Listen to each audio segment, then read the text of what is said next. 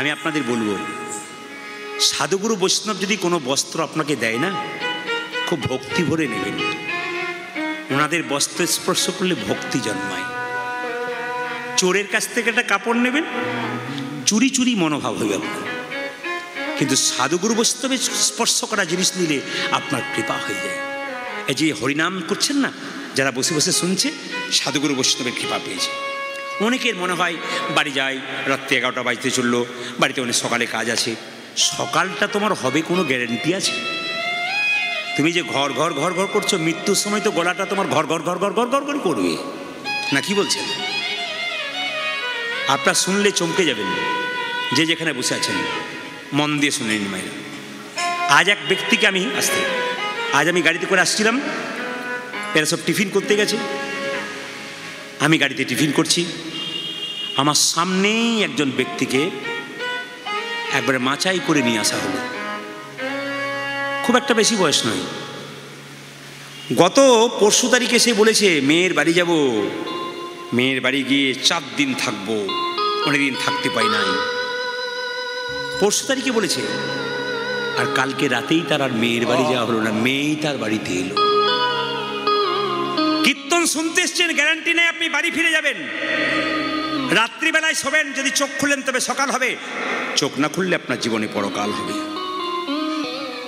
আস্তে আস্তে এর ফাঁকে একটা কথা বলে যাই, আপনার সংসারে আছেন যারা জল খাবেন, কিছু মনে করবেন না। বাগভট্ট ঋষি অষ্টাঙ্গিক হৃদয়ম বলে একটা বই আছে, তাতে বলেছে জল খেতে গেলে দাঁড়িয়ে জল কোনোদিন খাবেন না। দাদা ভাইয়েরা যারা কীর্তন শুনছেন, যারা বসে আছেন, তারা মন দিয়ে শুনবেন, বাড়িতে শিক্ষাটা দেবেন।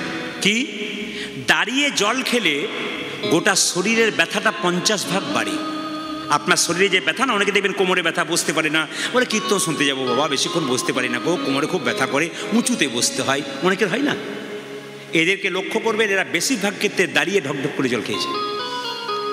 শুধু দাঁড়িয়ে নয়, বিষ্ণু পুরাণ বলছে যদি বাঁ হাতে কেউ জল খায় তবে সে বৃষ্ঠার সমান হয়। তাই জল যখন খাবেন বাঁ হাতে। এখন তো আমরা সব বোতলের জল, ভোজবাড়িতে ভোজ খেতে যাচ্ছি, আর বোতলের জলটা বাঁ হাতে করে নিচ্ছি, আর ডান হাতে করে খাবার খাচ্ছি। সবাই লক্ষ্য করুন, এখন খাবার খাই আমরা চটি পরি, চটি জুতো খুলে নয়, কিন্তু খুব লক্ষ্য করবেন কথাগুলো। এখন যত দিন যাচ্ছে তত আমাদের অধঃপতন আসছে। কি অধঃপতন? এখন দেখবেন মাংসের দোকান খুলেছে, তারপর দরজার উপরে লিখেছে শ্রীকৃষ্ণ চিকেন সেন্টার।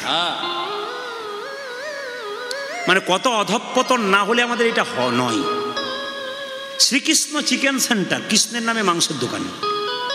আবার জুতো কিনতে গেলাম, দোকান থেকে ফিরে এলাম, কেন?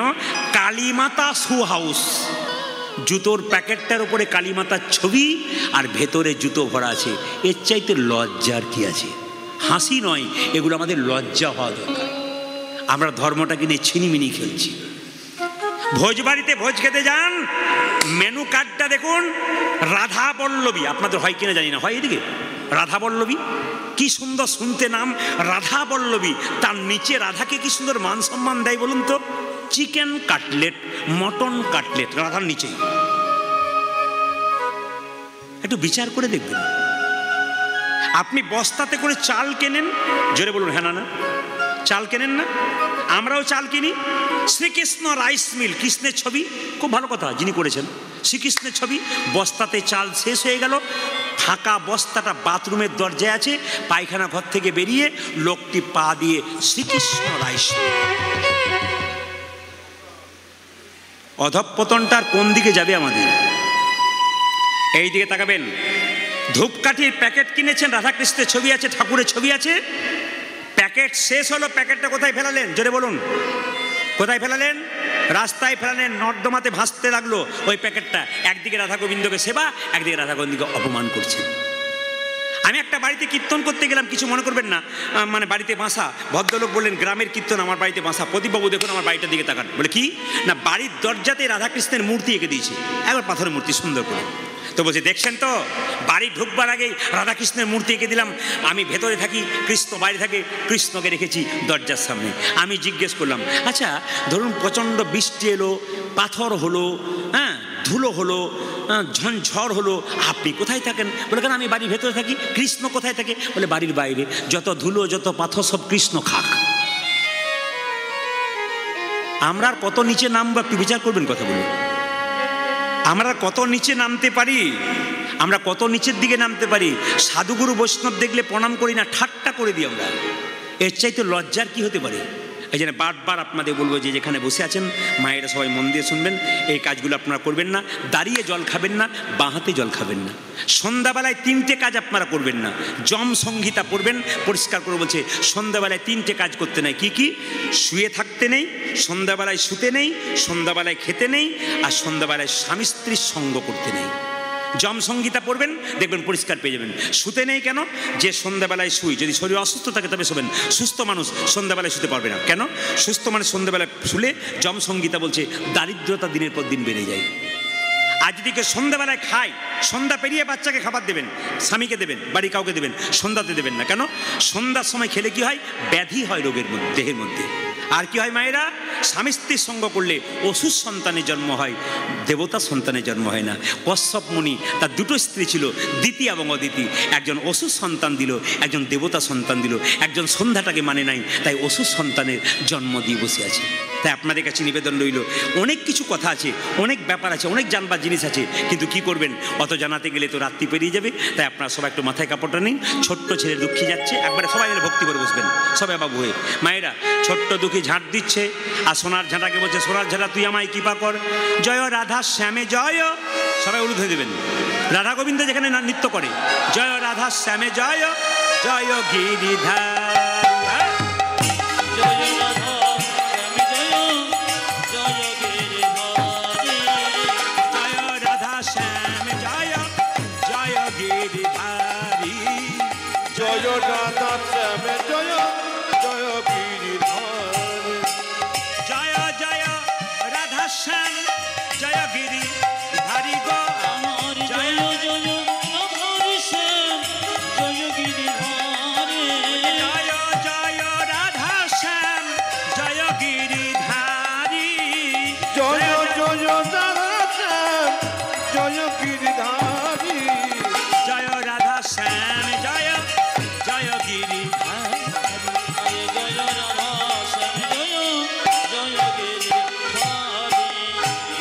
মন্দিরে ঝাঁট দিতে দিতে, সবাই তাকান, কুঞ্জ মন্দিরে ঝাঁট দিতে দিতে একটা সোনার নূপুর দেখতে পেয়েছি। মনে মনে ভাবলো বাহ বাহ বাহ, এ সোনার নূপুর কার? ও এই যার বটা আমার গুরুদেবকে দিয়ে দেবো, যার বটা তাকে দিয়ে দেবে। কিন্তু যেই না সোনার নূপুরটাকে স্পর্শ করেছে, গোটা শরীর শিহরণ জেগে গেছে। মনে মনে ভাবছে বুঝেছি বুঝেছি, কোনো ভক্তের ব্যবহৃত দ্রব্য ব্যবহার করলে এইরকমই হয়। কৃষ্ণদাস যেই না নূপুরটাকে বুকে নিয়ে কাঁদছে, রাধারানী বাড়িতে গিয়ে ললিতাকে বলছে ললিতা সর্বনাশ হয়ে গেছে, ললিতা সর্বনাশ হয়ে গেছে। বলে কেন? প্রতিদিন কুঞ্জ মন্দিরে আমি যাই, কোনোদিন আমার নূপুর হারাই না, আজকে নূপুর খুলে গেছে। ললিতা তুই নূপুরটা নিয়ে আই। ললিতা বলছে আমি যাবো কি করে, আমায় সবাই চিনে ফেলবে। মায়েরা যদি কোনোদিন বৃন্দাবনে যান, তাই দেখবেন বৃন্দাবনের মেয়েরা কিন্তু এখন করে কিনা জানি না, আগে কিন্তু বৃন্দাবনের মায়েদের মাথার কাপড় ছিল এরকম। একবার ব্রজবাসিনীদের মাথার কাপড় কেমন, হ্যাঁ এরকম করে শুধু সামনেটা দেখতে পেত, পাশে কাউকে দেখতে পেত না। এখন আর তা নাই। আমার মায়ের মা বেঁচেছিল 95, মাথার কাপড় এখানে এইখানে। আমার মা বেঁচেছিল 80, মাথার কাপড় এখানে। আমার কাকিমা আছে 65, খোঁপা মানে বাম্পার পর্যন্ত এলো। এখন যারা বাড়িতে আছে আর বাম্পার টাম্পার না, হাইওয়ে রোড হয়ে গেছে। এখন দেখবেন মায়েরা ভাসুর দেখলে মেয়েরা পর্দা নিত না, জোরে বলুন। ভাসুর দেখলে পর্দা নিত না আগে? আগে ভাসুর দেখলে পর্দা নিত, এখন আর নাই না। কেন? যেদিন থেকে ভাসুর হলো বর্দা, সেদিন থেকে সরে গেল পর্দা। বর্দা হলো আর পর্দা সরে গেল। না না, আমি আপনাদের তবে একটা কথা বলে রাখি, আপনাদের এখানে আসতে আপনাদের এই যে কাকা এইদিকে, হ্যাঁ কথা কম বলো, এই দেখান সবাই লক্ষ্য করুন। আপনাদের এখানে শ্রোতা দেখলাম 10-12 হাজার শ্রোতা দেখেন, আর এই কয়েকটা শ্রোতাদের শ্রোতা বলে হ্যাঁ শ্রোতা দেখলাম। শ্রোতা ক প্রকার? শ্রোতা হচ্ছে 3 প্রকার। একটি শ্রোতা আমি তো দেখতে পাচ্ছি, আমি সবার দিকে একবার করে তাকাচ্ছি, কোনগুলো পাকা কোনগুলো কাঁচা বুঝতে পারছি। মালদা জেলায় যাবেন দেখবেন আম কিনতে যাবেন, পেটিতে আম ভরে, 60টা পাকা আম 40টা কাঁচা। জানে পাকা 60টার সঙ্গে 40টা ভরে দিলে ওগুলো পেকে যাবে। এক বস্তা আলু কিনুন, 3টে পচা আলু ভরে দিন, দেখুন বস্তাটা কী অবস্থা হয়। যেগুলো পচা ভরা থাকবে আপনার সামনে, সেগুলো আপনাকে নিতাই হরিবোল করে নিয়ে যাবে। আর 60টা আমের পাশে 40টা কাঁচা আম বসলে, সাধুগুরু বৈষ্ণবের পাশে বসলে আপনি পেকে যাবেন, গোবিন্দ সেবাই লাগবে। সবাই তাকান। এখন শ্রোতা 3 প্রকার, যারা মন দিয়ে কীর্তন শুনছে, আমি মুখের দিকে তাকাচ্ছি, সবাইকে একবার করে, যারা দাঁড়িয়ে আছে ওখানে একজন বাবা বয়স্ক, অনেক কম বয়সে দাদারা দাঁড়িয়ে আছেন পাঁচির ওপাশে, আমি দেখতে পাচ্ছি আপনারা যেমন শুরু থেকে বসে আছেন, ওনারা কিন্তু শুরু থেকে দাঁড়িয়ে আছেন। তার মানে কি, উনি দাঁড়িয়ে থাকতে পারেন কিন্তু কীর্তন হৃদয়ঙ্গম করছেন। আবার বাড়িতে কেউ শুয়ে আছে, উনি দেখবেন চুপচাপ মন দিয়ে কীর্তন শুনছেন। এখানে দেহ কারো বাড়িতে মন, কিন্তু কারো বাড়িতে দেহ কিন্তু মনটা আবার এখানে আছে, সে কৃপা আগে পেয়ে যাবে। সবাই লক্ষ্য করুন, শ্রোতা কারা মন দিয়ে কীর্তন শোনে, আর সরতা কারা, ও তো গেল 3 জনকে নিয়ে গেল, হলো সরতা। আর সৌতা কারা, তিনি সৌতা কৃষ্ণ কেশব। এখানে আপনাদের 2-1টা আছে, না থাকা নয়, আমার চোখে ধরা পড়ে গেছে। আর যে ঘুমাচ্ছে সে ভাবছে বেটা খালি আমার দিকেই তাকাচ্ছে। না না, ফাঁকিবাজ ছেলে। আচ্ছা মায়েরা কিছু মনে করবেন না, এবার রাখি নাকি? এবার রাখি, 11টা বাইতে চলে আবার কি? আমি তো বিশ্বজিৎ বাবুকে বলে দিয়েছি যে আমার তো রিল 2.5 ঘন্টা থেকে 3 ঘন্টা, আবার তা আপনারা উঠছেন না, উঠলে তাও পারা যায়, আরও হোক। তাহলে এক কাজ করুন, যে যতটুকু হয়েছে বিশ্বজিৎ বাবু দিয়েছে, এরপরে যতটুকু হবে আপনারা দেবেন। না না, যেরকম রাধা রানী কি, শ্যামসুন্দর কি, একটু বলে নি। আমি আসতে ঝাড়খণ্ড জায়গায় নাম শুনেছেন তো? আগে যে ইউটিউবে আমাকে এখন দেখতে পাচ্ছেন, আমি আগে ইউটিউবে ছিলাম না, আমি ঝাড়খণ্ডে থাকতাম, প্রচুর গান করতাম ঝাড়খণ্ডে। আমি মুর্শিদাবাদ নদিয়াতে প্রচুর গান করেছি। কিন্তু ঝাড়খণ্ডে একটা জায়গাতে আমি রামনবমীর সময় যেতাম, ওখানকার মেয়েরা মানে রামনবমীর দিনে লাল পেরে সারা শাড়ি পরে নদী থেকে জল এনে সিঁদুরের কৌটো নিয়ে একটা পতাকা নিয়ে হনুমানজির চরণে দিতেন, আর খুব আনন্দ করতেন। ওখানে পরপর 7 বছর আমি গিয়েছিলাম। এখন ইউটিউবে এই বেরোনোর পর থেকে এখন প্রতিটি জেলায় জেলায় রাজ্যে রাজ্যে যাওয়ার পরে ওদের ওদিকে যাওয়া হয় না। তো শেষ বছর যে বছর গেলাম, কমিটি বলছে দাদা দাদা মাথা চুলকিও না, শোনো ভালো করে। বলে দাদা কি? না দাদা বলছিলাম কি, এবছর কিন্তু একজন রামায়ণ পাঠক এনেছি, 80 বছর বয়স। আচ্ছা, আমি বললাম দেখানে দেখিবে ছাই, উড়াইয়া দেখো তাই, পাইলেও পাইতে পারো অমূল্য রতন। আমার তখন কম বয়স, মনে মনে ভাবলাম বৃদ্ধ ব্যক্তি 80 বছর বয়স পাঠ করবে মানে কিছু মালপত্র ভালো আছে, এর কাছ থেকে নিতে হবে। আমি চুপচাপ শুনছি, আমাকে একটা চেয়ার দিয়েছে শুনতে। লক্ষ্য করুন মায়েরা, বিকেল 4টা থেকে 7টা রামায়ণ, 7টার পরে আমার কীর্তন। এখন বলুন তো, এখানে যদি 4টা থেকে 7টা রামায়ণ হতো, 7টা থেকে 10টা কীর্তন হতো, তাহলে বিকালবেলায় শাশুড়িরা আসতো না বউরা আসতো? কারা আসতো? শাশুড়িরা। বউগুলো কি বলে, ঘরে বসে বসে কী করছেন, খালি ঘরে ঘুর ঘুর ঘুরছে, মানে বাইরে বার করতে পারলেই শান্তি আর কি। এখন লক্ষ্য করুন, কীর্তন আরম্ভ, রামায়ণ আরম্ভ হয়েছে। একজন বুড়িমা তার নাতনিকে আঙুলে ধরে এসেছে, বস্তা পেতেছে। রামায়ণ যখন শেষ হলো, বুড়িমা পা লম্বা করলো। আমার যখন কীর্তন আরম্ভ হলো, বুড়িমা গা লম্বা করলো। আমার যখন কীর্তন শেষ হলো, বুড়িমা নাক ডাকতে শুরু করলো। পার্টি আছে, আমার দলে পার্টি আছে। নাক ডাকতে শুরু করলো। কীর্তন 3 দিন হয়ে গেছে, কুঞ্জ বর্ণনে পড়ে এসে বলছে, বাবা প্রদীপ তোর কীর্তনে যে কি মজা, আমি ছাড়া কে বুঝবে? আমরা মাসি তুমি তো ঘুমোচ্ছিলে, তুমি কি বুঝলে? বলছে আমি যা বুঝেছি কেউ বুঝে নাই। বলে কীরকম? বলছে আমার ছেলেরা আমাকে এত ভালোবাসে, রাত্রিবেলায় শোবার সময় 3টে ফ্যান দেয়, 2টে ঘুমের ট্যাবলেট দেয়, তবু ঘুম আসে না। আর তোর কীর্তনে কি ঘুম, আমার ঘুমই ছাড়ে না। যা কাজ তো হয়েছে না, কি হয়েছে তোর কীর্তনে কি ঘুম ছাড়ে না? এখন লক্ষ্য করুন, যে রামায়ণ পাঠ করছে তাকে গিয়ে বলছে, বাবা তো রামায়ণ পাঠ খুব ভালো। এখন যাকে ভালো বলা হবে তার তো খুব আনন্দ। রামায়ণ পাঠক বলছে, বুড়িমা বুঝতে পেরেছো? বলছে, বাবা রে 3 দিন ধরে রামায়ণ পাঠ শুনলাম, সবই বুঝেছি, একটা জিনিস মাথায় ঢোকে নাই। বলে কি? রাম রাক্ষস না রাবণ রাক্ষস? রামায়ণ পাঠক বলছে, রামও রাক্ষস নয়, রাবণও রাক্ষস নয়, রাক্ষস আমি যে তোমাকে বোঝাতেই পারলাম না। দেখবেন আবার মন দিয়ে না শুনলে বলবে প্রদীপ পাল রাক্ষস ছিল, ওটা বোঝাতেই পারলো না। সবাই মিলে মায়েরা কোন জায়গায় ছিলাম? কোন জায়গায় ছিলাম? যেরকম রাধা রানী কি, শ্যাম সুন্দর কি, মদন মোহন কি, ললিতা তুই যা নুপুরটা নিয়ে আয়। ললিতা যাচ্ছে, মায়েরা মায়েরা মাথায় কাপড় নিয়ে ললিতা যাচ্ছে। রাধা কৃষ্ণ নামে লইয়া ললিতা চলে, রাধা কৃষ্ণ রাধা কৃষ্ণ নামে লইয়া ললিতা চলে, আজি রাধা কৃষ্ণ নামে লইয়া ললিতা চলে। কুঞ্জ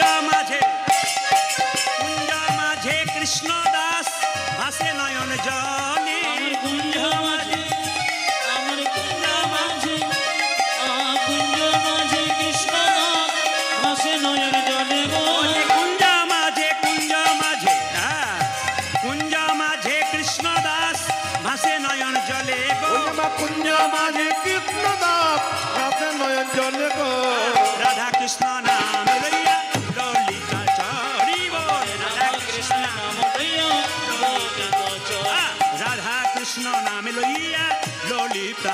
ওই যে রাধা কৃষ্ণ নামি লইয়া ললিতা চলে। সবাইকে বললাম মাথায় কাপড় নিতে কেন, এই জায়গাটা মন দিয়ে শুনে নেবেন। কৃষ্ণদাস যখন, শুনবেন ভালো করে, কৃষ্ণদাস যখন নুপুরটাকে হাতে নিয়ে কাঁদছে, ললিতা জিজ্ঞেস করছে, বাবাজি आपको एक नुपुर मिला है? সবাই শুনবেন বৃন্দাবনের ভাষা। आपको एक नुपुर मिला है? बाबाजी बोलছে नुपुर तो मिला है।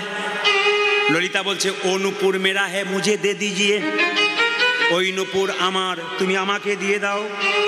যেই না বলেছে নুপুর আমার, আমাকে দিয়ে দাও, কৃষ্ণদাস বড় চালাক, ললিতার দুটো পায়ের দিকে তাকিয়েছে, দেখছে দুটো পায়ে নুপুর রয়েছে। বলছে তোমার যদি নুপুর হবে তাহলে তোমার দুটো পায়ে দুটো নুপুর এলো কোথা থেকে? ললিতা ঘাগরা দিয়ে তাড়াতাড়ি ছাকা দিচ্ছে নুপুরগুলোকে।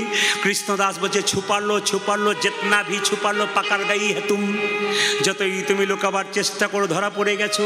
ললিতা তখন চালাকি করে বলছে বাবাজি ও নুপুর মেরে নাহি হ্যাঁ, ও নুপুর মেরে সেহেলিকে লিয়ে হ্যাঁ, আমার বান্ধবীর বটে। বলুন তো মায়েরা নুপুরটা কার হতে পারে?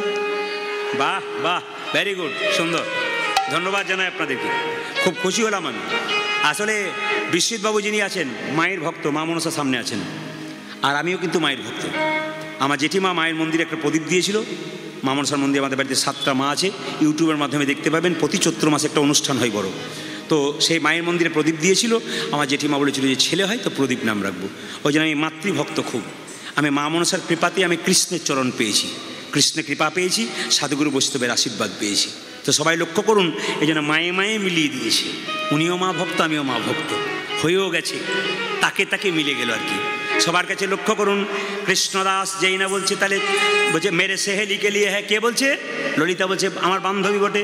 বলছে যার নুপুর তুমি তাকে পাঠিয়ে দাও। কৃষ্ণদাস কত চালাক দেখুন, যার নুপুর তাকে পাঠিয়ে দাও। সবাই তাকান, ললিতা গিয়ে বলছে রাধে রাধে, কি সর্বনাশ হয়ে গেছে। বলে কেন?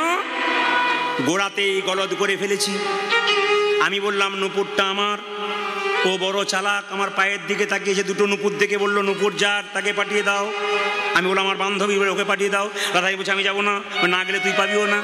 রাধানি বলছে তাহলে আমি কী করে যাবো? বলছে আমি যেমনভাবে গেলাম তুই সেভাবে চল। ললিতা আগে আগে যাচ্ছে, রাধানি পেছন পেছন যাচ্ছে। রাধা কৃষ্ণন আহা ভাইরা আহা, ললিতারও সঙ্গে তখন রাধা রানী চলে, ললিতার সঙ্গে তখন রাধা রানী চলে, ললিতার সঙ্গে তখন রাধা রানী চলে। ও যাজ ললিতার সঙ্গে তখন রাধা রানী চলে। কৃষ্ণদাস কৃষ্ণদাস নুপুর পেয়ে ভাসে নয়ন জলে গো, কৃষ্ণদাস নুপুর পেয়ে ভাসে নয়ন জলে গো, কৃষ্ণদাস নুপুর পেয়ে ভাসে নয়ন জলে গো, আদি কৃষ্ণদাস নুপুর পেয়ে ভাসে নয়ন জলে গো। ললিতার সঙ্গে তখন রাধা রানী চলে, ললিতার সঙ্গে ও যে ললিতার সঙ্গে তখন রাধা রানী চলে, ও যাজ ললিতার সঙ্গে তখন রাধা রানী এইবার চলে। এবার তাকান, এবার দারুণ ইন্টারেস্টিং ঘটনা কি? রাধারানী যেই না মাথায় কাপড়টা নিয়ে বলছে বাবাজি, কৃষ্ণদাস মনে মনে ভাবছে এতদিন নারী কণ্ঠস্বর শুনেছি, এমন নারী কণ্ঠস্বর কোনোদিন শুনি নাই। আমার মনে প্রাণ সব জুড়িয়ে গেল। তুমি কে? बाबाजी आपको एक नुपुर मिला है? नुपुर तो मिला है, ओ नुपुर मेरा है, मुझे दे दीजिए। एक ही कथा। कृष्णदास बोल्लो ए नुपुर जे तुम्हार तार प्रमाण की? বলে আমার পায়ের দিকে তাকাও, একটা পায়ে নুপুর আছে, একটা পায়ে নাই। কৃষ্ণদাস বলছে তোমাকে আমি বিশ্বাস করতে পারলাম না। একটু আগে যে মেয়েটা এসছে সেটা তোমার সঙ্গে আবার এসেছে, ও মিথ্যা কথা বলেছিল, মিথ্যাবাদীর সঙ্গে এসছে বলে আমার বিশ্বাস হচ্ছে না। কৃষ্ণদাস বলছে আমার তোমাকে বিশ্বাস না, এই নুপুর তোমার হবে। বলছে কৃষ্ণদাস তোমাকে বিশ্বাস করাবো? বলে হ্যাঁ, তুমি প্রমাণ দেখাতে পারবে এই নুপুর তোমার কিনা? কৃষ্ণদাসকে রাধারানী বলছে শোনো কৃষ্ণদাস, আমার হাত, আমার পায়ের নুপুর তোমার হাতের নুপুর মিলাইয়ে দেখো, যদি মিলে যাই তবে নূপুর তুমি আমায় দিয়ে দিও। কৃষ্ণদাস মনে মনে ভাবে এটা একটা কথা বটে, আমার পায়ের নূপুর তোমার হাতের নূপুর যদি মিলে যায় তবে নূপুর তোমারই। ওগো রাধে, মনে মনে ভাবছো, ওগো তুমি যদি তোমার পায়ের নূপুরটা দেখাতে পারো, যেই না রাধা রানী নিজের পায়ের নূপুরটা দেখিয়েছে, কৃষ্ণদাস হাতের নূপুরের সঙ্গে মিলিয়ে দেখছি এই নূপুর যেমন ঝকঝকে ওই নূপুর তেমন ঝকঝকে, এই নূপুরে যা আছে এই নূপুরে তাই আছে। কৃষ্ণদাস বলল, না না, এখনো প্রমাণ হয় নাই এ নূপুর তোমার। রাধারানী বলছে, কেন প্রমাণ হয় নাই? বলে এখনো বাকি আছে। বলে কিরকম? আমি যখন কুঞ্জ মন্দিরে ঝাঁট দিচ্ছিলাম, যার চরণের নূপুর সেই জায়গাতে ঝাঁট দি নাই, ওই চরণটা আর তোমার চরণতলটা মিলাইয়ে দেখিব, যদি মিলে যায় তবে তোমাকে নূপুর দেব। কত চালাক দেখুন! আপনারা যারা মন দিয়ে কীর্তন শুনছেন, কত জ্ঞানের কথা। আমি এত বোকা নয়। আমি যখন কুঞ্জ মন্দিরে ঝাঁপ দিচ্ছিলাম, যার চরণের নূপুর না তার চরণতলটা ঝাঁপ দি নাই, তোমার চরণতল আর ওই চরণতলটা দেখব, যদি মিলে যায় তবে আমি তোমাকে নূপুরটা দিয়ে দেবো। কৃষ্ণদাস যেই না বলেছে চরণ দেখাও, ললিতা বলছে, রায় তাড়াতাড়ি কর, তাড়াতাড়ি কর, চরণটা দেখা। রায় বলছে, চুপ কর, সকাল থেকে খালি কৃষ্ণদাসের পক্ষে কথা বলছিস, চুপ কর, দেখা তাড়াতাড়ি চরণটা দেখা। যেই না চরণটা দেখিয়েছে, ওই চরণে যা চিহ্ন ওই চরণে তাই চিহ্ন। মনে মনে ভাবলো, রাধে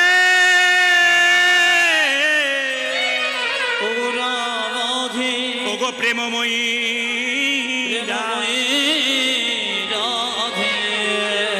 এ নূপুর তোমার বটে, এ নূপুরে মিলে গেছি, এসেছো যদি কৃপা করি তবে দেখাও তোমার স্বরূপে, দেখাও দেখাও তোমার স্বরূপ, দেখাও তোমার স্বরূপ, দেখা কৃপা করে এসেছো যদি দেখাও তোমার স্বরূপে, দেখাও কৃপা করে এসেছো যদি দেখাও তোমার স্বরূপে, দেখাও কৃপা করে এসেছো যদি প্রেমময়ী রাধা রানী, কৃপা করে এসেছো যদি, ও তুমি কৃপা করে এসেছো যদি, আজ দেখা তোমার স্বরূপ, দেখা। ললিতা এইটা ললিতা কানে কানে বলছে, কৃষ্ণকে তো খুব ঠকাস, এবার কৃষ্ণদাসকে ঠকা, তাড়াতাড়ি দেখা, নইলে ধরা পড়ে যাবি আরো। সঙ্গে সঙ্গে বলছে, এই দেখ, সকাল থেকে তুই কৃষ্ণদাসের পক্ষে বলছিস, আমার পক্ষে বলছিস না। ললিতা বলছে, আমাকে ধমক দিবি না, তুই আমার সঙ্গে চালাকি করলে হবে কি? তোকে আমি ধরে ফেলেছি, তুই প্রতিদিন কুঞ্জ মন্দিরে নৃত্য করতে আসিস গোবিন্দের সঙ্গে, কোনোদিন তোর নূপুর খুলে না, আজকে তোর নূপুর খুললো কেন? কৃষ্ণদাসকে কৃপা করবে বলে, দাসকে কৃপা করবে কৃষ্ণদাসকে কৃপা করবে বলে, তাই তো তোর নূপুর খোলে, দাসকে কৃপা করবে বলে, কৃষ্ণদাসকে কৃপা করবে বলে, তাই তো কৃষ্ণদাসকে কৃপা করবে বলে, কৃষ্ণদাসকে কৃপা করবে বলে। মায়েরা, যে জন কৃষ্ণ ভজে সে বড়, জোরে বলুন, একটু বলুন, তারা আপনার খুব চালাক। যে জন কৃষ্ণ ভজে সে বড়, একটা প্রমাণ দেখুন, যে জন কৃষ্ণ ভজে সে বড় চতুর। একজন বুড়িমা 60 বছর বয়স, 20 বছর ধরে ডাকছে, হে গোবিন্দ দেখা দাও, দেখা দাও, দেখা দাও, দেখা দাও, দেখা দাও। লক্ষ্মীনারায়ণকে বলছে, যাও। বলে, কেন? ভক্ত তোমাকে ডাকছে, তোমার যাওয়া দরকার আছে। বলছে, না আমি যাবো না, ভক্ত বিপদে ফেলতে পারে। বলে, না তুমি একবার যাও, ভক্তের ডাকে সারা দেওয়া উচিত। এখন বুড়িমা এসে, ভগবান এসেছে, বুড়ি তুমি কি চাও? বলে, আমার 3টে জিনিস নাই, আমাকে 3টে দাও। কি কি? আমার চোখে দেখতে পাই না, চোখ দাও, আমার ছেলের বিয়ে হয় নাই, বিয়ে দিয়ে দাও, আর আমাকে সোনা দানা টাকা পয়সার মালিক করে দাও। ভগবান বলছে, বুড়ি ডাকলি বছর 20, শেষে তুই এই চাইলি, যা চাইবি একটা চা, 3টে দেবো না। বুড়ি বলছে, তাই তোমাকে ডাকতেও ছাড়বো না। মায়েরা বুড়ি ডেকেই যাচ্ছে, শুনবেন ভালো করে, মানে আপনারা নামতে নামতে আর যেতে পাচ্ছেন না, মনে হচ্ছে যায়, হ্যাঁ কোমরে ব্যথা, অনেকে নামতে নামতেই রয়ে যাচ্ছে, কারণ এরপরে আর কি আছে, সচিন টেন্ডুলকরে 6 মারার মতো, এরপরে কি আছে একটু দেখবো আর কি, না না অনেক কিছুই আছে, কিন্তু কি করবেন, সময়ে বাঁধা তো, প্রতিদিন 365 দিনের মধ্যে 300 দিন গান, এত চাপ তো, এই জন্য আজকে একটু সুখ পেয়েছি, কি বলুন তো, আপনাদের মধ্যে বাড়িতে গান করছি, রিহার্সাল করছি মনে হচ্ছে, অন্য জায়গাতে প্রচুর ভক্তের চাপ হয়, প্রচুর চিৎকার করতে হয়, প্রচুর চিৎকার করে গান করতে হয়, কারণ 10,000 লোককে শোনাতে হয়, কিন্তু আপনারা আজকে চুপচাপ আছেন, খুব সুন্দর স্থির আসর, ভালো লাগছে আপনাদেরকে দেখে। সবাই লক্ষ্য করুন, বুড়িমা বলছে হে গোবিন্দ দেখা দাও দেখা দাও, ভগবান এসে বলছে বুড়ি কী চাস, বললাম তো 3টে জিনিস চাই, বলে কি, চোখও চাই, ছেলের বিয়েও চাই, সোনাদানা চাই, বলছে অপশন তোকে একটা দিলাম, যা চাইবি একটা চা, চোখ নে, নইলে ছেলের বিয়ে দে, নইলে সোনাদানা নে, জানিবি নে। বুড়ি তখন বলছে হে গোবিন্দ, আসতে, হে গোবিন্দ, চোখ পেলে ছেলের বিয়ে পাবো না, ছেলের বিয়ে হলে সোনা পাবো না, তাহলে কী করা যায়, কী করা যায়, একটাই চেয়ে নেবো, তুমি বলেছো একটাই চেয়ে নেবো, আমি একটাতেই 3টে চেয়ে নেবো, তুমি যদি যাও ডালে ডালে, আমি যাই পাতাই পাতাই। ভগবান বলছে হ্যাঁ কী বললি বুড়ি, বলে কিছুই বলি নাই, মনে মনে বলছে তুমি যদি যাও ডালে ডালে, আমি যাই পাতাই পাতাই, বলে কীরকম, বলে 5 মিনিট বসো গোবিন্দ। ভগবান বলছে 5 মিনিট মানে 50 মিনিট বসতে পারি। ভগবান বসে আছে, বুড়ি বলছে ছেলের বিয়েও হবে, টাকা পয়সাও হবে, আবার সোনাদানা, হ্যাঁ গোবিন্দ পেয়ে গেছি, বলে তুমি আমাকে একটাই বর দাও, বলে কি, আমি যেন সোনার খাটে বসে নাতি নাতনিদের খেলা করতে দেখতে পাই।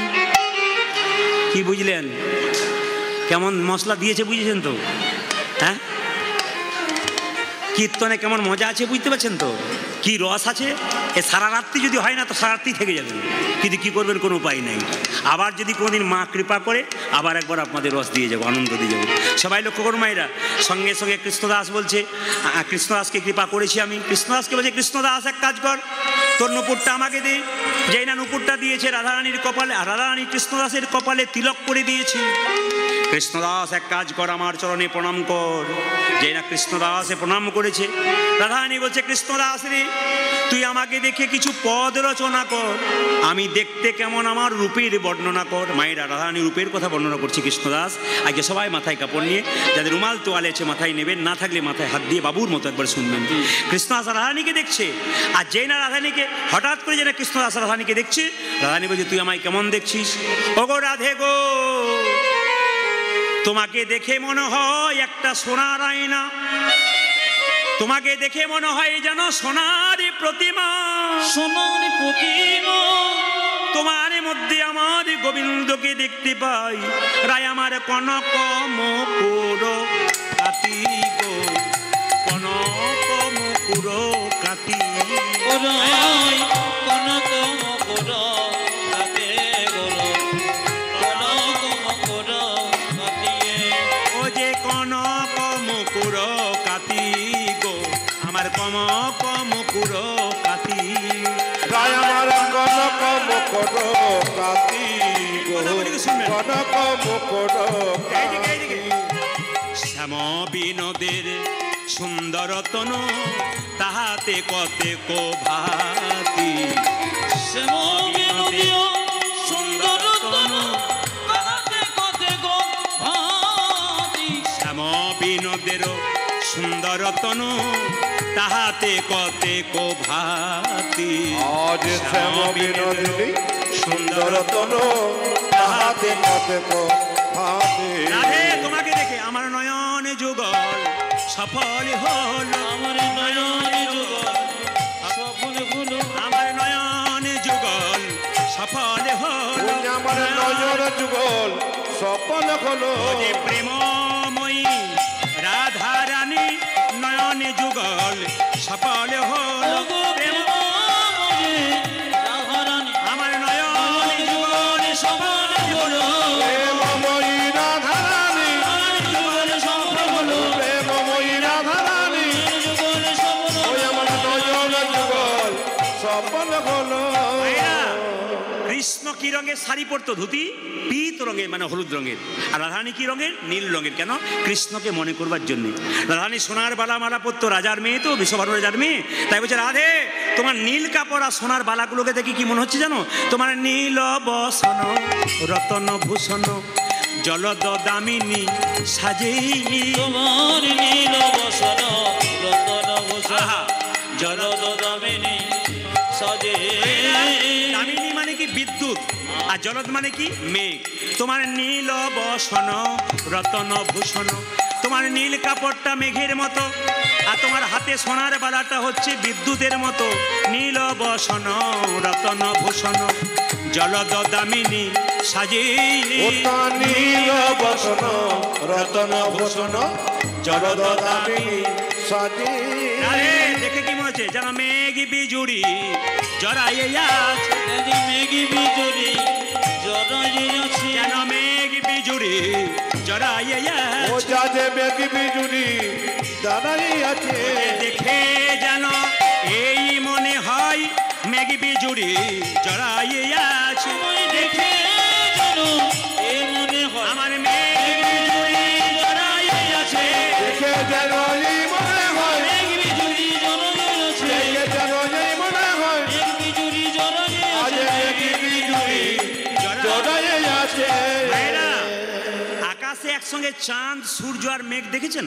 হ্যাঁ বলবেন। আকাশে একসঙ্গে চাঁদ সূর্য মেঘ দেখেছেন? চাঁদ থাকলে সূর্য থাকবে না, সূর্য থাকলে মেঘ থাকবে না, আর আকাশে মেঘ থাকলে সূর্য থাকবে না। কিন্তু রাধে তোমার মধ্যে চাঁদ দেখছি, সূর্য দেখছি, মেঘ দেখছি। বলে কিরকম? তোমার সীতা বর্ণনা করছে, তোমার সীতায় সিঁদুর নয়নের কাজল, তাহাতে চন্দনের ফোঁটা।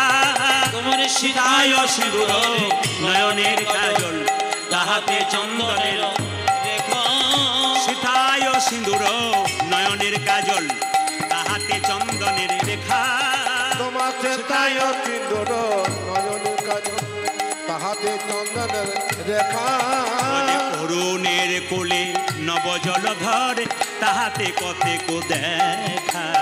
অরুণের কোলে নবজলধর, তাহাতে কতেক দেখা। অরুণের কোলে নবজলধর, তাহাতে কতেক দেখা। আজ অরুণের কলে নবজলধর, তাহাতে কতেক এই যে, দেখা। এই যে, তোমার সীতার সিঁদুরটা লাল সূর্যের মতো, তোমার কপালে চন্দন বিন্দু চাঁদের মতো, তোমার নয়নের কাজলটা মেঘের মতো। তখন রাধারানী বলছে, এক কাজ কর কৃষ্ণদাস, আমি এবার গোবিন্দের কাছে যাব, আমার যাওয়া দেখে একটা পদ রচনা করতো। সবাই লক্ষ্য করুন মায়েরা, রাধারানী চলে যাচ্ছে কোথায়? হেঁটে হেঁটে চলে যাচ্ছে, একটা পা ফেলে ফেলে গোবিন্দের কাছে, আর কৃষ্ণদাস লিখছে। কি লিখছে? আহা, তোমার চলাটা কি সুন্দর গো, তুমি কি সুন্দর চলছো। রসে রইয়া বেশি গমন মন্থর, ভাবে ঢুলি ঢুলি যাই। আজি রসিয়া বেশি গমন মন্দর, ভাবে ঢুলি ঢুলি যায়। রসে রইয়া বেশে গমন মন্থর, ভাবে ঢুলি ঢুলি যাই। ও যাজে রসে রয়া বেছে গমন মন্তর, ভাবে ঢলি ঢলি যা। আধয়রণে ঈশত হাসনি বঙ্কিমী নয়নে চাই গো। আদয়রণে শত হাসনে বঙ্কিম নয়ন ঠাই। এই যে বলে, সাধে কি আমার গোবিন্দ ভোলে, ওগো সাধে কি আমার গোবিন্দ ভুলে, সাধে কি আমার গোবিন্দ ও ভোলে। যাজে সাজে কি আমার গোবিন্দ বলে। বাঁকা নয়নের চাউনি দেখে, সাধে কি আমার গোবিন্দ ভোলে। বাঁকা নয়নে চাহুনি দেখে, ও যে সাধে কি আমার গোবিন্দ ভোলে। বাঁকা নয়নের চাউনি দেখি, সাধে কি আমার গোবিন্দ ভুলে, বাঁকা নয়নের চাউনি দেখি। সাধে কি আমার গোবিন্দ ভুলে, সাধে কি আমার গোবিন্দ ভুলে। ভাইরা, বলছে তোর নাম দিলাম কি, তুই শ্যামকে আনন্দ দিলি, আমাকে আনন্দ দিলি, তোর নাম দিলাম শ্যামানন্দ। শ্যামানন্দ ভনে নিকুঞ্জ ভবনে, কলপতরুর মূলি। আজি শ্যামানন্দ ভনে নিকুঞ্জ ভবনে, কল্পতরুর মূলে। রসে রয়া বেশে বৈশে বিনোদিনী, শ্যাম নাগরের কুলে গো। রসে রসে বসে বিনোদিনী, শ্যাম নাগরের কোলে গো। দেখে নয়নে যুগল সফল হল। দেখি নয়নে জগৎ সফল হলো, ও যে নয়নে যুগল সফল হল। দেখো নয়ন যুগল সফল হল। ও যে কুঞ্জ মাঝে রাধা গোবিন্দ, নয়নে যুগল সফল হল। ওই যে কুঞ্জ মাঝে রাধা গোবিন্দের দেখে নয়নে যুগল হরি বল হলো, কুঞ্জ মাঝে রাধা গোবিন্দ, সফল হলো। কুঞ্জ মাঝে রাধা গোবিন্দ। নয়নে যুগল সফল ও যাজে নয়ন যুগল সফল হল। সবাই একবার উলুধ্বনি দিন, সবাই উলুধ্বনি দিন। শুনে নিন রাধারানীর তিলকটা আসতে। রাধারানী তিলক করে দিয়েছে বলে হৃদয় চৈতন্য ঠাকুর খুব রাগ হয়ে গেল। আমার তিলক তুই না নিয়ে রাধারানীর তিলক নিয়েছিস, তিলক মচ। তিলক মুছতে মুছতে যখন তাকে মারতে যাচ্ছে, তখন জীব গোস্বামী পাদ তাকে বাধা দিলেন, তোমার শিষ্য তুমি মারতে পারো, কিন্তু মরে গেলে কি হবে। শেষে হৃদয় চৈতন্য একদিন বাড়িতে যখন শুয়ে আছে, নিতাই গৌর তাকে স্বপ্ন দিচ্ছে, স্বয়ং রাধারানী তোর শিষ্যের কপালে তিলক দিয়েছে, আর তুই মুছে দিয়েছিস। না, তোর হৃদয় থেকে আমি চিরকালের জন্য চলে যাব। হৃদয় চৈতন্য কাঁদতে কাঁদতে শিষ্যের কাছে এলো, দুঃখী, ওরে বাবা ভুল হয়ে গেছে, আমি তোর কাছে অপরাধী হয়ে গেছি। দুঃখী এসে কি করলো, হৃদয় চৈতন্য কী করলো না, শিষ্যের সঙ্গে মিলন করলো। গুরু শিষ্যের মিলন তো এখানে হলো। শুধু একটা কথা আপনাদের বলে যাই, যে যেখানে বসে আছেন একটু মনোনিবেশ করে শ্রবণ করে নেবেন, যে যেখানে বসে আছেন। আমি বলবো, কীর্তন শুনলেন, বাবা মাকে ঠিক জায়গাতে রাখবেন। বাবা মাকে, বাবা হলো বাড়ির ছাদ, মা হলো খুঁটি। এই দুটো যেদিন চলে যাবে, সংসার থেকে আসল জিনিসটা চলে গেল। এই দুটো জিনিস যেদিন চলে যাবে, সংসার থেকে আসল জিনিসটা চলে যাবে। 2, মনে রাখবেন কথাগুলো। বাবা, গাছ যদি বুড়ো হয়, গাছ যদি বয়স হয়ে যায়, ফল দিতে পারে না, কিন্তু ছায়া তো দিতে পারে। বাবা বয়স হয়ে গেছে, সে আপনাকে অর্থ দিতে পারে না, রোজগার দিতে পারে না, আশীর্বাদ তো দিতে পারে, জ্ঞান তো দিতে পারে। তাই বারবার বলবো, বৃদ্ধ বাবা মাকে সম্মান দেবেন। একটা কথা বলে কি, স্বামী স্ত্রীতে সুখ রাখবেন সব সংসারে। স্বামী স্ত্রী যারা কীর্তন শুনছেন, যারা একজন এসছেন, মাথায় রেখে যাবেন, স্বামী হলো কীরকম, হাতের মতো, স্ত্রী হলো চোখের মতো। চোখ যদি কাঁদে, হাত তার জল মুছিয়ে দেয়, হাত যদি ব্যথা পায়, চোখ তার কাঁদতে থাকে। এরকম সম্পর্ক যদি থাকে, স্বামী স্ত্রীর সম্পর্ক ঠিক থাকবে। এখন তো হুট করে কিছু হলেই সব পালিয়ে যাচ্ছে। আমি একটা নিবেদন আপনাদের সামনে করে যাব, স্বামী স্ত্রীতে ছোটোখাটো গণ্ডগোল হলে আপনারা কেউ কোনোদিন একজনকে একজন ছেড়ে দেবেন না। যেদিন হস্তবন্ধন করেছিলেন, সেদিন বলেছিলেন, আমি তোমার হাতের ওপর হাত রাখলাম, আমি তোমাকে ছাড়বো না, তুমি আমাকে ছাড়বে না। এই সাদা ফুলের মালাটা তার গলায় পরিয়ে দিয়ে কি বলেছিলেন, এই সাদা ফুলের মালা শান্তির প্রতীক, তোমাকে শান্তি দিলাম, তুমি আমাকে শান্তি দিও। এই শর্ত আপনারা করেছিলেন। ফুলের মধ্যে যে গোলাপ ফুল, এই ফুলটাকে দিয়ে বলেছিলেন, ওগো, এই গোলাপ যেমন রঙিন, তোমার জীবন যেমন লাল হয়ে যায়, ভালোবাসার রঙে লাল হয়ে যায়, আমারও জীবনটা তোমার ভালোবাসার রঙে লাল হয়ে যায়। এই ভালোবাসাটা রাখুন, আপনার জীবন সুন্দর হবে। শুধু তাই নয়, মালাতে দেখবেন অনেকগুলো ফুল থাকে। যখন মালা বদল হয়, তখন এই মালার ফুলগুলোকে দিয়ে কি বলে, এই মালার ফুলগুলো স্বামী বলছে, আমার আত্মীয় স্বজন তোমার গলায় পরিয়ে দিলাম, আমার আত্মীয়ের দায়িত্ব তোমাকে দিলাম, আর তোমার মালাতে যত ফুল রয়েছে, এই ফুলের মালা আমি নিলাম, তোমার আত্মীয়ের দায়িত্ব আমি নিলাম, তোমার আত্মীয়ের দায়িত্ব আমি নিলাম, আমার আত্মীয়ের দায়িত্ব তুমি নিলে। শিক্ষা আছে খুব সুন্দর সুন্দর। তবে একটা কথা বলে যাই, যে যেখানে বলে যান বসে আছেন, স্বামী স্ত্রীতে কোনোদিন গণ্ডগোল হলে একজন একজনকে ছেড়ে যাবেন না। একটা ছোট্ট প্রমাণ আপনাদের দিয়ে দিই, সংক্ষিপ্ত প্রমাণ। এক জায়গায় গান করতে গিয়েছিলাম, একজন স্বামী, তার বয়স মাত্র 38 বছর, পঙ্গু হয়ে গেছে, পায়খানা প্রস্রাব বিছানাতে করছে, তার স্ত্রী তার পায়খানা প্রস্রাব পরিষ্কার করছে। আমি মেয়েটাকে জিজ্ঞেস করলাম, তোমার বয়স কত? 30 বছর। স্বামীর বয়স কত? 8 বছর। কি হয়েছে? বলে, বিবাহের সময় ছিল না, খুব ভালো ছিল, হঠাৎ শরীর খারাপ হয়ে গেল, প্যারালাইসিস হয়ে গেল, পঙ্গু হয়ে গেল। আমার স্বামীর একমাত্র মা আছে, বৃদ্ধা মা, আর আমি আছি, আমি তার সেবা করে যাচ্ছি। অন্য মেয়ে হলে কোন দিন ছেড়ে চলে যেত, মাত্র 30 বছর বয়স। বললাম, তোমার বাপের বাড়ির অবস্থা কেমন? বলে, আমার বাবার 10খানা বাস আছে, আমি বাবার একটি মাত্র মেয়ে। যে বাবার 10খানা বাস, সেই 10খানা বাসের মালিকের মেয়ে, কত ভালো ঘরের মেয়ে দেখুন। স্বামী পঙ্গু হয়ে গেছে, স্বামীর পায়খানা প্রস্রাব নিজে পরিষ্কার করছে।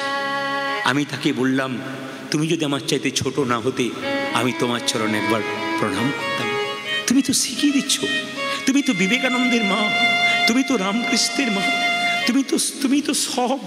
তোমার গর্ভে তো বিবেকানন্দের মতো ছেলে জন্ম নেবে, তোমার গর্ভে তো রবীন্দ্রনাথের মতো ছেলে জন্ম নেবে, তোমার গর্ভে তো বিদ্যাসাগরের মতো ছেলে জন্ম নেবে। তুমি তো মায়ের মতো কাজ করছো, স্বামীকে ছেড়ে যাওনি। আমি বললাম, তুমি কি চাও? বলছে, আমাকে আশীর্বাদ করুন, যেন আমার স্বামী আমার আগে চলে যায়, আমি যেন স্বামীর পরে যাই। বললাম, কেন? বলছে, আমার বৃদ্ধ মা আছে, শাশুড়ি মা, যদি আমার স্বামী আগে চলে যায়, আমার সেবা কে করবে? আমি তো সেবা করতে পারবো না। ওই জন্যে আমি যদি চলে যাই সেবা করতে পারবো না, আমার স্বামী আগে চলে যাবে, আমি তাকে যেন সেবা করতে পাই। আমার স্বামী যাকে দায়িত্ব দিয়ে গেছে বৃদ্ধা মা, তারও যেন সেবা করি, তারপর আমি চলে যেতে চাই। আমি আপনাদের কাছে নিবেদন রাখি, এদের কাছ থেকে শিখে নিন সমাজ কত ভালো, সংসার কত ভালো, সংসারে কত শিক্ষা আছে, কত গুণী মানুষ আছে, কত জ্ঞানী মেয়েরা আছে যারা সংসারে শিক্ষা দেয়। ভালো কথা নেবেন, ভালো জায়গায় বসবেন, ভালো আচার করবেন। আপনার ছেলে মেয়ের দিকে লক্ষ্য রাখবেন, আপনার মেয়েটা কার সঙ্গে মিশছে, যে বন্ধু বান্ধবীর সঙ্গে মিশছে তাদের চরিত্র কেমন। যদি ভালো হয় তাদের সঙ্গে মিশতে দিন, যদি খারাপ হয় দূরে সরিয়ে দিন। সঙ্গ দোষে মানুষ খারাপ হয়, আবার সঙ্গ দোষে মানুষ ভালো হয়। আসুন আজকে এই শেষ মুহূর্তকালে সবাই মিলে আমরা কি করব, ভগবানের চরণে নিবেদন করে রাধা আমার গুরু শিষ্যের মিলন তো হলো, সবাই মিলে হাত তুলে তুমি আনন্দ না ভগবান, সবাই মিলে একসঙ্গে একসঙ্গে একসঙ্গে তুমি আনন্দ নবঘন শ্যাম সুন্দর নয়ন অভিরাম চরণে শরণ নিলাম ধন্য ত্রিভুবন ধাম। সুন্দর চরণে শরণে ধন্য ত্রিভুবন ধাম। চৌদিকে বৈষ্ণব মিলে করে দিয়া করতালে, চৌদিকে বৈষ্ণব মিলে কর দিয়া করতালে, চৌদিকে বৈষ্ণব মিলে করে দিয়া করতালে, আজ চৌদিকে বৈষ্ণব মিলে কর দিয়া করতালে। হরি হরি হরি হরি বল হরি হরি হরি হরি হরি বল হরি হরি বল হরি বল হরি বল হরি বল হরি বল হরি বল হরি বল হরি বল রে। সবাই ভালো থাকুন, সবাই খুশি থাকুন। যদি কারো ঠিকানার দরকার হয় মোবাইল থাকলে নাম্বারটা আমি বলে দিচ্ছি, আপনারা লোড করতে পারেন। আমি নাম্বার বলে দিচ্ছি, যদি মোবাইল থাকে নাম্বারটা বলে দিচ্ছি, লোড করতে পারেন। 62 96 14 14 27 নাম্বারটা একবার বলে দিই, লোড করতে পারেন। 62 96 14 14 27 আরেকবার বলে দেবো, 62 96 14 14 27। হরে কৃষ্ণ।